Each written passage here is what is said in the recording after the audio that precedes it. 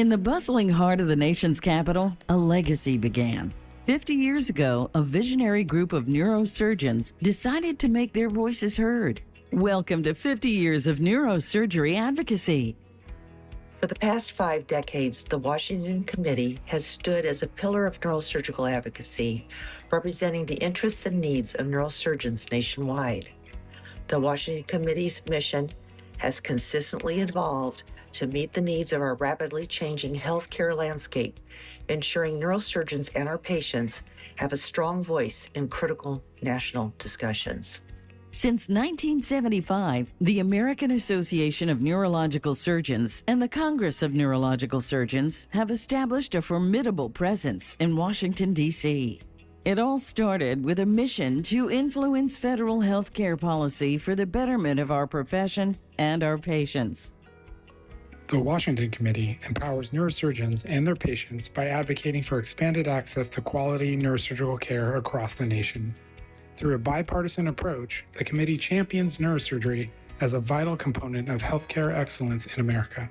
From the early days of navigating Medicare legislation to addressing the malpractice crisis, our Washington Committee has been at the forefront. With each passing decade, we've expanded, growing from 6 dedicated members to over 35 experts, each representing diverse realms of responsibility across the specialty of neurosurgery. The commitment of pioneers like Dr. Louis Finney and Dr. Donald Stewart laid the groundwork. Today, their legacy continues as we champion causes from medical liability reform, reining in the abusive tactics of third-party payers, GME funding, to fair Medicare payments. We advocate tirelessly to ensure neurosurgeons have a seat at the table. Often, we must harness the strength of allies. Neurosurgery has been at the forefront of forming and leading numerous coalitions, including Doctors for Medical Liability Reform, the Surgical Care Coalition, the Regulatory Relief Coalition, the Alliance of Specialty Medicine, and many more. Most may not realize the effort behind coordinating the complex elements needed to influence policy.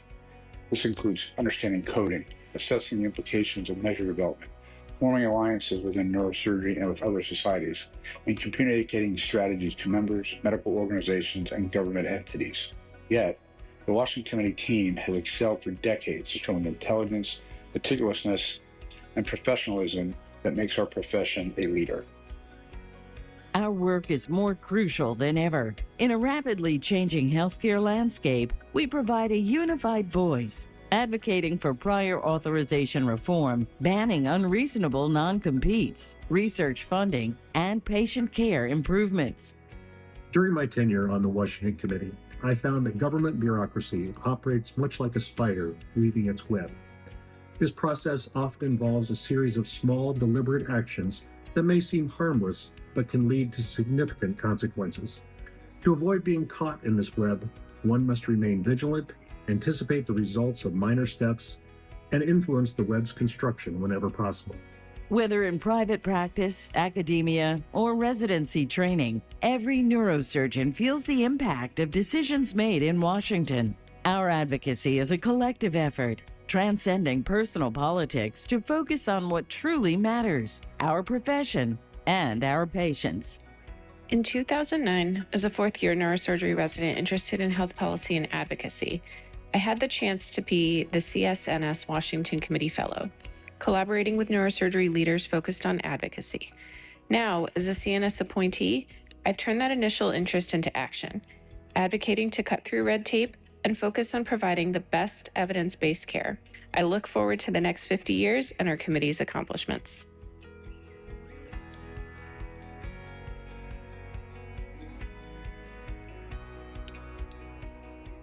As we celebrate this momentous anniversary, we invite you to join us. Together, let's continue to shape the future of neurosurgery.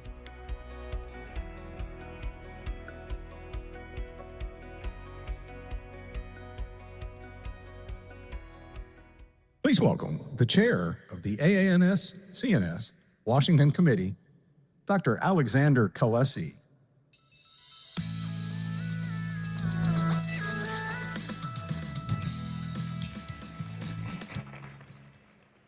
Good morning. We're living in a consequential time for our world, our country, and our specialty. But our moment in history isn't unique. As seen in the video, pioneers in the Washington Committee contemplated things like the construction of the physician fee schedule and EMTALA. Each of my predecessors in this role faced their own policy challenges that shape the fabric of what neurosurgery is today. So it's always been a natural coming together of the AANS and the Congress in and around the Washington Committee. Each of our subcommittees engage on your behalf for the benefit of neurosurgery in each of these distinct policy domains. And together with you, we set our legislative and regulatory priorities for the coming year, from reducing administrative burden to championing fair payment, promoting market competition, and strengthening our workforce. In March, Congress passed a continuing budget resolution that called for $1.7 trillion in cuts. This will have major implications for many discretionary health programs. Against that backdrop, the Washington Committee is engaged with our conventional partners in championing fair reimbursement around the physician fee schedule. We've additionally engaged in important conversations around site neutrality, physician-owned hospitals, and thinking and engaging with individuals like Senator Khalessi to ensure that your interests are represented. I want to congratulate the CSNS, Jacques, and the Neurosurgery PAC for the productive conversations we had with Senator Khalessi at this very meeting. To give you a sense of the power of neurosurgery voices, a decisive letter by Josh Rosenau essentially led to the Senate and House passage of the Halt Fentanyl Act in combating the opioid epidemic, and he's engaging in important discussions to make sure our patients have continued pain pump access. As the administration has contemplated changes in biomedical research funding, the Washington Committee led an effort involving 45 medical societies to engage in measured, productive discussion on how we can ensure continued funding for neurosurgery research. This letter was actually entered into the record of Director Bhattacharya's confirmation hearing. As we look to the future, the Centers for Medicare and Medicaid under Dr. Oz are very, very committed in a new and different way to reducing the burden of prior authorization and post hoc service denials. It's my hope that this will actually improve the administrative burden for all of us in practice on a daily basis. We've also engaged with Director Macri at the FDA to ensure that the treatment of neurologic disease remains a priority in streamlining authorizations and ensuring continued innovation at the FDA for the devices and drugs that we all rely on. At this meeting, there was directives that came out of the DOJ in terms of antitrust, looking at important issues of accreditation for both medical students and graduate medical education.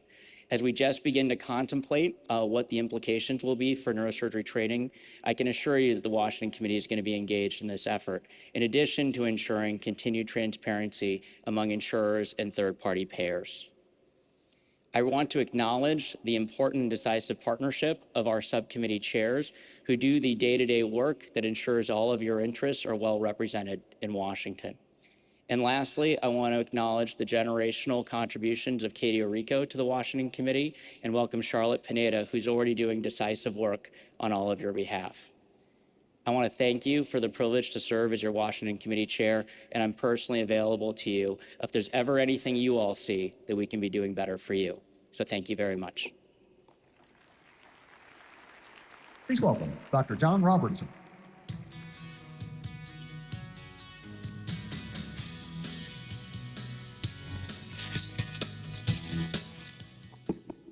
Good morning. It's my distinct pleasure to introduce this year's Distinguished Advocate Award, Dr. Shelley Diane Timmons.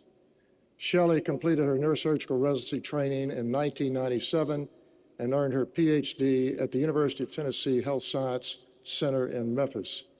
She remained in Memphis practicing with the Sims Murphy Clinic and serving at the UT Department of Neurosurgery as an associate professor and chief of the Neurotrauma Division of the Elvis Presley Memorial Trauma Center. After leaving Memphis, she served as program director and chief of neurotrauma at the Geisinger Health Center, professor, vice chair, and Chief of Neurotrauma Division at Penn State University, Hershey, Professor and Chair at Indiana University in Indianapolis, and she currently occupies the Sanford Larson Professor and Chair of the Department of Neurosurgery at the Medical College of Wisconsin in Milwaukee. Her academic work is focused on neurotrauma and critical care, and she's been an NIH-funded principal investigator in traumatic brain injury. Dr. Timmons has held a variety of professional organizational leadership positions, including the 86th president of the AANS and region of the American College of Surgeons, for whom she currently chairs the Health Policy and Advocacy Group. She has been the chair of the Washington Committee, chair of the Joint Section on Neurotrauma and Critical Care, vice president of the Society of Neurological Surgeons, president of 2 state neurological surgery societies, and the AANS liaison to the Department of Homeland Security, the Institute of Medicine, and the National Academies of Science, Engineering, and Medicine, advocating for the needs of patients and physicians on local, state, and national levels throughout her career. Please join me, and certainly it's been my distinct pleasure, to introduce this year's recipient of the 2025 AANS Distinguished Advocate Award, Dr. Shelley Diane Timmons. Shelley.